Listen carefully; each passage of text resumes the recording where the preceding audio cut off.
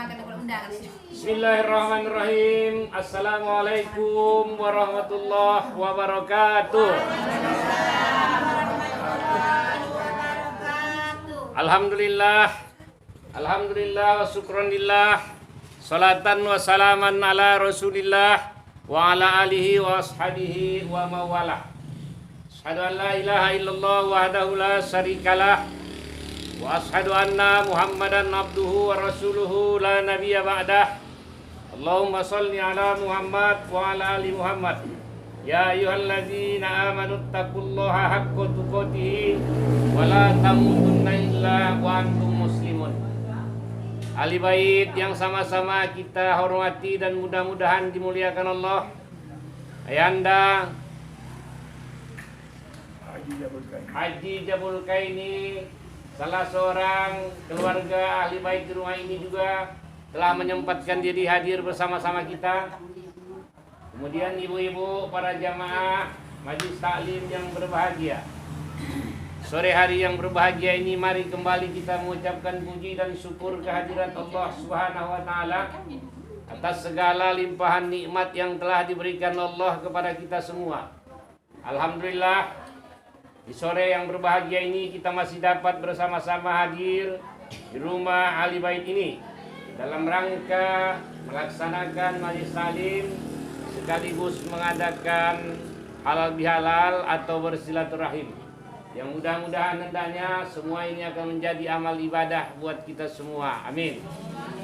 Selawat berangkai salam mari sama kita hadiahkan kepada Nabi kita, junjungan kita, baginda Nabi besar Muhammad sallallahu alaihi wasallam. Allahumma sholli ala sayyidina Muhammad wa ala ali sayyidina Muhammad. Mudah-mudahan kita semua akan mendapat syafaat beliau di hari kiamat nanti. Amin ya rabbal alamin.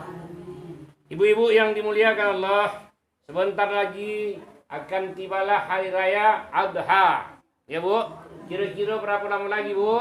10 hari lagi. Sebulan lama lah. Tapi bisa lah bersiap-siap ya kan. Mana tahu ibu-ibu ini ada hendak berkurban. Ibu-ibu ada hendak berkurban? Yang hendak dikurbankan? Ibu-ibu yang dimuliakan Allah, kalau kita bercerita kurban, Ibu, kita teringat akan peristiwa yang dialami oleh Nabi Ibrahim dan anaknya Ismail, Ibu. Tapi Bu, itu bukan awal dari sejarah kurbannya kan Anda? Bukan itu sejarahnya, bukan itu awalnya Bu. Sejarah kurban ini sebenarnya diawali sejak zaman Nabi Allah Adam, ya kan? Tapi ini terlalu jauh diceritakan ya kan? Tapi yang paling penting sama kita, kalau bercerita kurban ini, apa yang dimaksud dengan kurban?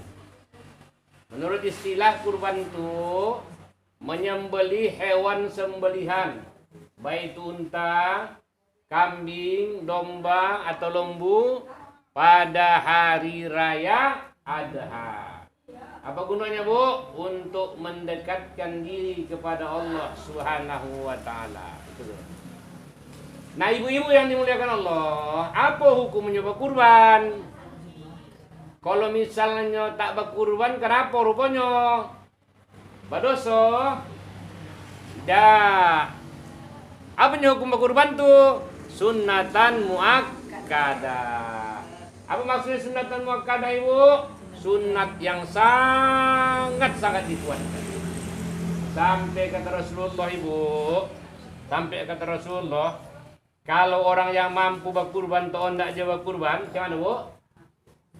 Jangan dokati tempat sholat kami, kata Rasul. Mangkana lahu sa'atan. Siapa yang sudah sanggup berkurban, falam yudoh, tapi dia tahu tidak berkurban, fala yaqrabanna musallana. Jangan dokati tempat sholat kami. Apa tempat sholat Rasul itu Bu? Masjid. Kira-kira jangan Rasul. Udah sanggup kamu kurban, tapi kamu tahu enggak, jangan datang ke masjid. Kira-kira begitu. Tapi jangan berarti ibu-ibu tak kurban, tak datang nonton hendak ke masjid.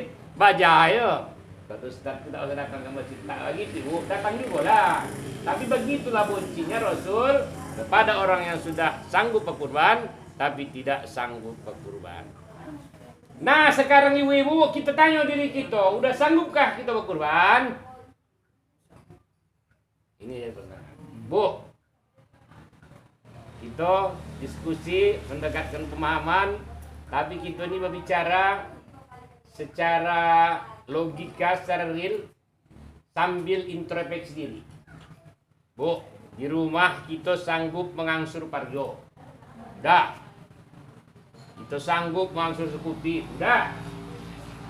DP-nya bosan lah, Bu. 5 juta, 3 juta, sebulan, hampir 1.900.000 selama 3 tahun. Udah cukup. Masih diangsur juga lagi NMAX. Kenapa untuk kemewahan? Mengangsur TV. Udah harus TV, diangsur satu lagi. Mengangsur kulkas. Udah harus kursi, mengangsur sofa. Masih banyak kita angsur, Ibu.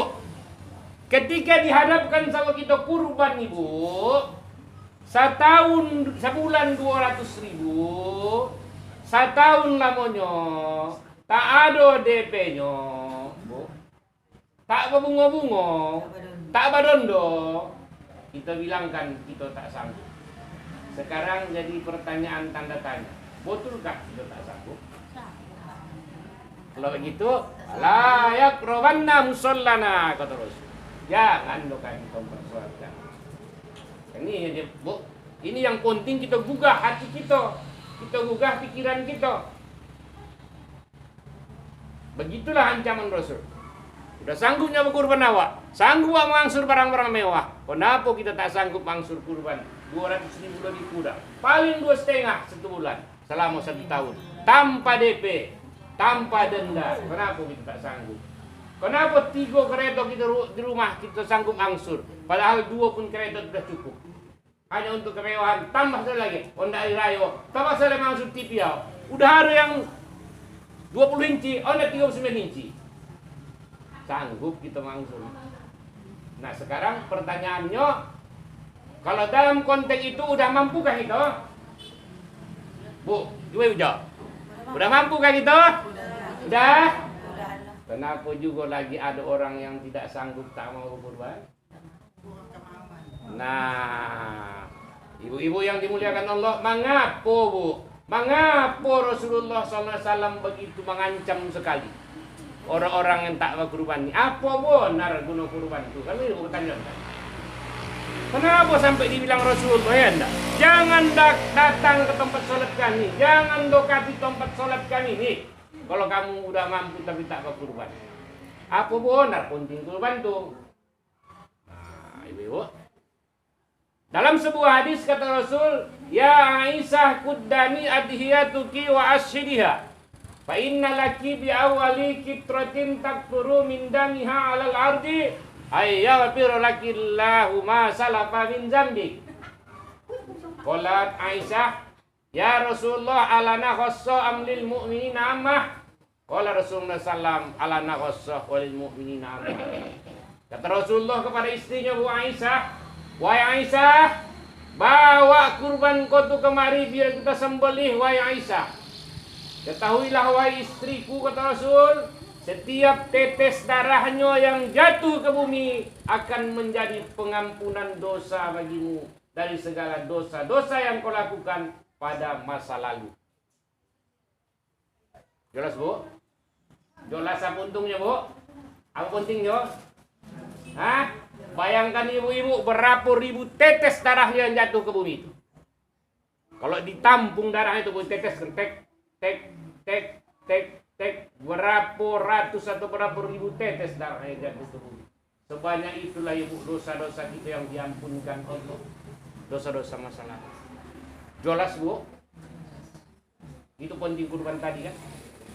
Jadi tergolong apa lawak sebagai apa, Ustaz? Apanya? Apa kamu napi? Ama. Semuanya Itu yang kami tengok ada hadis yang paling ngeri lagi. Tapi yang pastinya itulah dia guna kurban tadi. Jelas kan? Itu saja kah gunanya, Bu? Oh, itu saja. Ada lagi yang lain ibu gunanya? Jadi Ustaz kalau awak mau mengorbankan awak, Ah, karena awak macam mana dong? bisa? Pengakuannya? Bisa ibu. Bisa kan? Bisa bu, bisa. Sama juga apa? Samo. Pahalanya. Samo. Sama. Artinya lopas juga kita, dapat kita juga keuntungannya nih. Terampun juga dosa kita. Hadiah awak. Iya. Berkahnya. Iya, sesama itu. Lepas juga. Artinya kita mampu, tapi kemampuan kita ini ada dua. Ada kemampuan yang timbul dari diri sendiri. Ada yang kemampuan kita diberikan orang lain. Itulah anugerah Allah Subhanahu wa taala. Ada semua anugerah Allah. Ada Allah langsung beri rezeki sama kita. Bakar rojo awak, mangku cek segala macam dapat rezeki ini. Bakar rojo membawa tahap mengkait kelapa. Itu rezeki juga kan? Tapi langsung diberikan Allah melalui usaha kita. Ada rezeki bu, dikasih Allah kalau kita. Nah, berkurban kau kasih duit. Anak awak, anak saudara, entah siapa pun dia. Itu rezeki juga, hanya melalui orang lain. Jelas bu? Yang kedua ibu, kata Rasul. Azimu dihayakum, fa innaha ala siroti matoyakum. Pilih kurban kamu yang besar-besar, yang sehat-sehat, kata Rasul. Jangan pula ibu anda murah kurang murah, wah udah penyakitan nih kambing itu. Udah nak mati lagi ibu kurus kelempengan. Tapi wah tak murah kurang murah awak nih, iya kan? Jangan, iya bu. Begitulah dulu ibu si Kabil nih. Anak Nabi Adam yang paling besar. Karena dia kerjanya waktu itu pertanian, waktu itu belum ada diwajibkan kurban. Ini harus barang ternak, harus hewan ternak. Dipilih oleh ibu kurbannya. Mana yang tak laku-laku lagi ibu dimakan? Udah tak laku lagi, daun ubi udah lesut-lesut. Yuk, bayam udah lesut-lesut. Kacang udah keriput-keriputan. Itulah yang dikurbankan. Tapi terima Allah. Itulah Allah.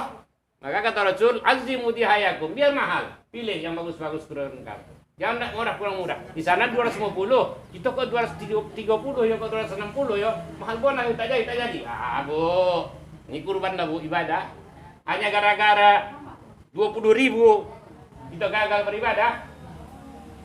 Hilang keikhlasan hati. Kenapa bu? Azimu dihayakum ala sirat. Innaha ala sirati matoyakum ibu. Karena nanti kurban kamu tuh akan kamu lewati, akan kamu tunggangi, akan kamu naik ketika kamu melewati titian siratal mustaqim. Jelas bu? Tadi jamunkan dosa. Yang kedua padilahannya akan kita jadikan tunggangan di saat kita melewati titian siratal. Ibu tahu pendeknya bu siratul apa tuh bu? Siratal mustaqim itu anda ya. Pendek ibu, apa panjang? Hah? Hanya kata Rasulullah panjangnya minal masriki ilal maghrib, dari tempat matahari terbit sampai ke tempat matahari tenggelam. Nah, jauh itu. Sampai. Minal masriki ilal maghrib. Sila itu titian siratal mustaqim itu kata Rasul pendek. Minal masriki ilal maghrib. Tak pala jauh, hanya dari tempat matahari terbit sampai ke tempat matahari tenggelam. Panjang. Itulah. Halusnya kata Rasul lebih halus dari rambut di bola 7. Di bawahnya bu api yang bernyala-nyala siap menerima siapa yang jatuh dari atasnya. Tapi orang yang berkurban dia akan santai tenang melewati titian itu dengan mengendarai kurban. Ustaz, bisa kok begitu kocik yang dilewati awak naik lombu? Bu, ini bukan urusan kita. Ya kan? Jangan tanyakan, Pak. Kalau lombu itu bu, gaya ibu ni ha, ya kan? Gaya kakak ni ha, ya kan? 7 orang naik, Pak. Tak kira tu bu, lalu. Tapi ini hanya simbol ya, anda. Nanti dikasih Allah di sana bu, disesuaikan Allah, ya kan? Nah ibu pun tinggal melewati titian. Udah cukup, bu. Ada satu lagi bu, banyak sebenarnya bu, banyak kali. Tapi 3 ini saya kurang cukup. Nanti bu, setelah kita meninggal dunia bu, setelah ditiup terompet, sudah mati semua orang, kiamat sudah terjadi, ditiuplah terompet kata Rasul. Maka kita pun bangun bu dari kubur masing-masing, karena kita akan dikumpulkan ibu di suatu padang yang namanya bu padang. Wah, ibu panasnya bu luar biasa bu. Tak ada bu, aku kita ada bu, play tak ada bu, air teh manis tak ada. Ya bu. Sedangkan aku dari sana kemarin udah haus. Ya, udah haus bu, ini kan minum ini. Play barang maksar. Panas tadi ibu. Nah ketika itu ibu, jauh ibu. Kalau dari situ ibu dari sebuah ini bu, barang masak itu jauh lah bu. Jauh itu tidak, tempat kau jauh nih, barang masak. Di mana kita dikubur? Di Makkah, jauh ibu. Di Madinah meninggal, jauh ibu. Lalu di manakah padang mahsyar itu? Wallahu a'lam bishawab, hanya Allah yang tahu. Tapi yang pasti jauh ibu.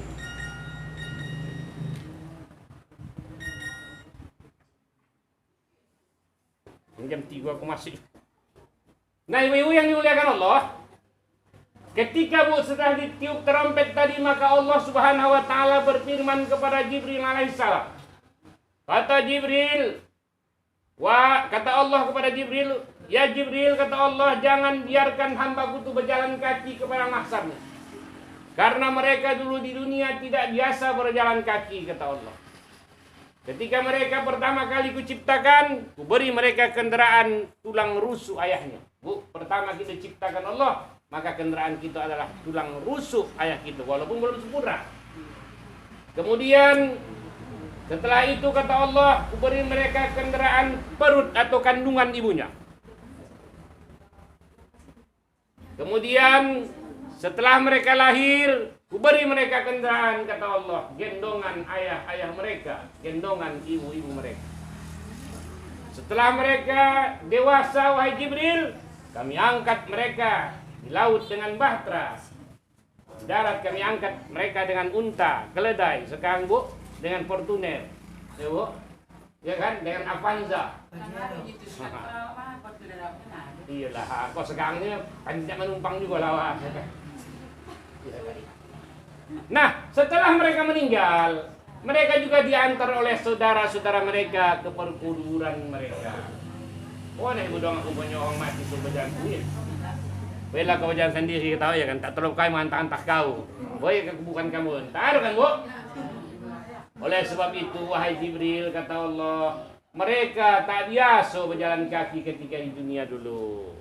Maka Jibril bertanya, ya Allah, apa kendaraan mereka? Kendaraan mereka adalah kurban-kurban yang pernah mereka sembelih ketika di dunia. Ibu, itu kendaraan kita ketika kita akan dihimpunkan di padang mahsyar. Bayangkan ibu, andaikan kita tidak punya kendaraan, nih aku kita ke padang mahsyar.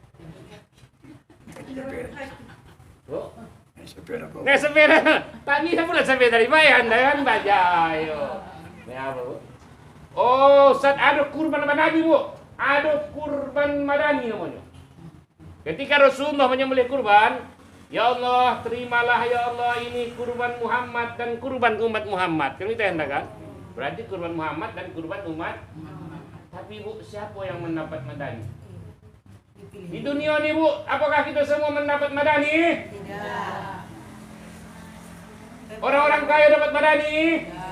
Orang yang berduit dapat madani? Orang yang mampu dapat madani? Yang mendapat madani itu adalah orang-orang yang tidak. Begitu juga ibu, memang betul dia tak mampu nanti, Allah beri dia kendaraan. Itu namanya kurban madani. Tapi kalau dia mampu ibu, jalan kaki lah kaya sekarang. Jalan kaki lah kita ibu kurang masak. Ini bukan. Nah, Allah tahu lah bu, mampu atau tidaknya kita. Karena Allah yang memberi kita rezeki, Allah yang memberi kita kesempatan. Makanya bu, dalam hadis yang lain kata Rasul, siapa yang sudah mampu, mangkana lahu sa'atan falam yudahu, siapa yang sudah mampu tapi tak hendak melaksanakan kurban ini, wa immata, kata Rasul, kalau dia mati dia boleh memilih mau jadi Yahudi atau Nasrani, Yahudian atau Nasrani. Itu hadis yang paling ngeri. Kenapa? Karena begitu pentingnya kurban. Nah, lalu sekarang kesempatan masih terbuka lebar. Tak bisa bulan nih tahun depan, tapi kita sudah berazam. Apa azam itu? Niat. Niat. Kadang-kadang namanya kambing awak. Tapi tahu nak kurban. Ini bahayanya. Ya kan? Kambing namanya nak biaro. Tapi ketika diharapkan kurban, menjual kambing untuk kurban.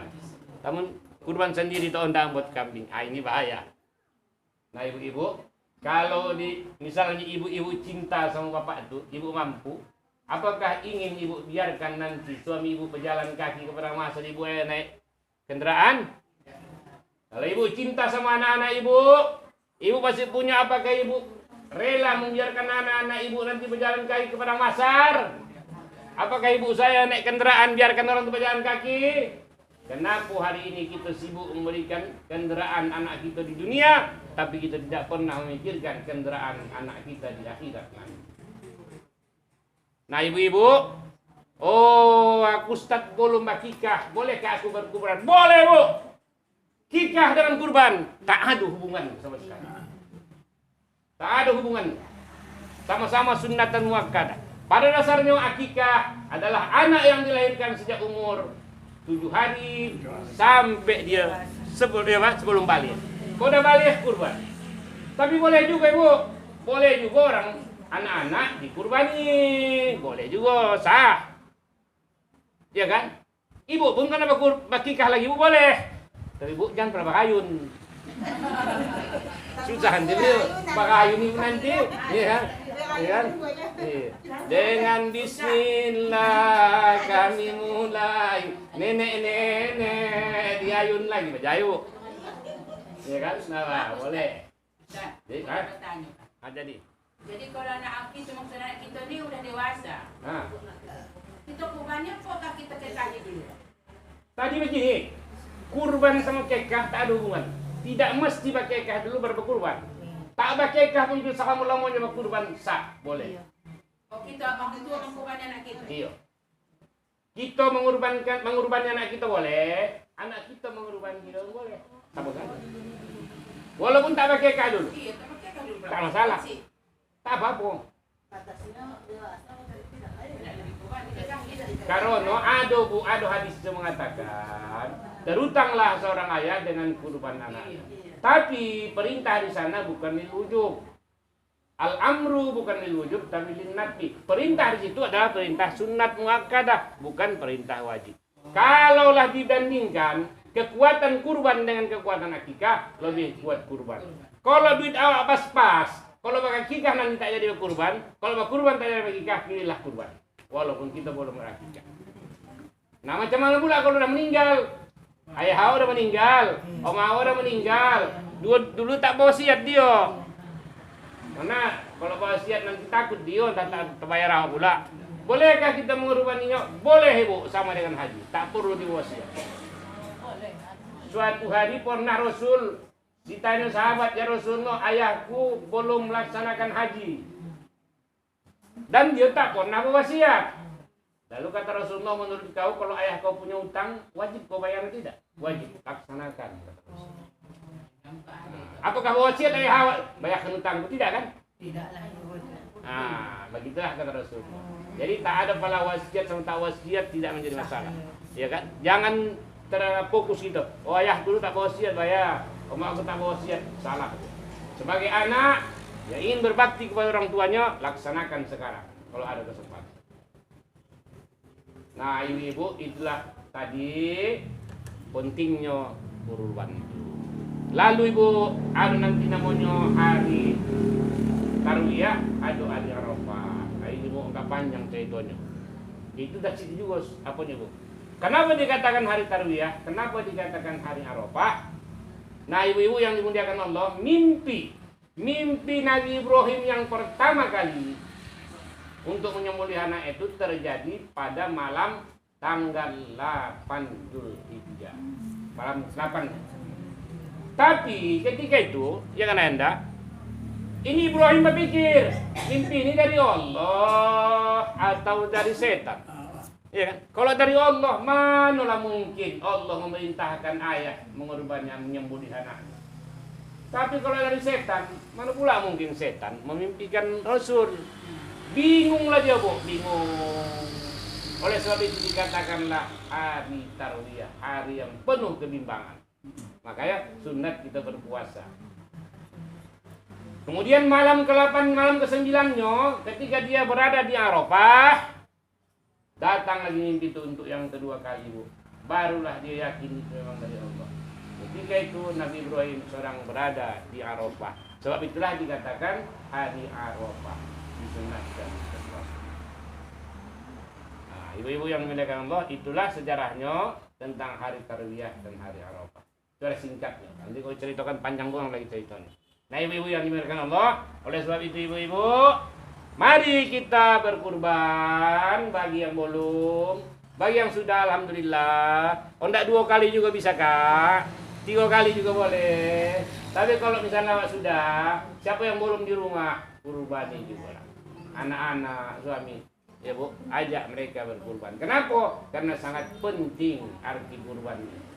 Ya kan? Jadi jangan Bu, polit-polit berkurban nih.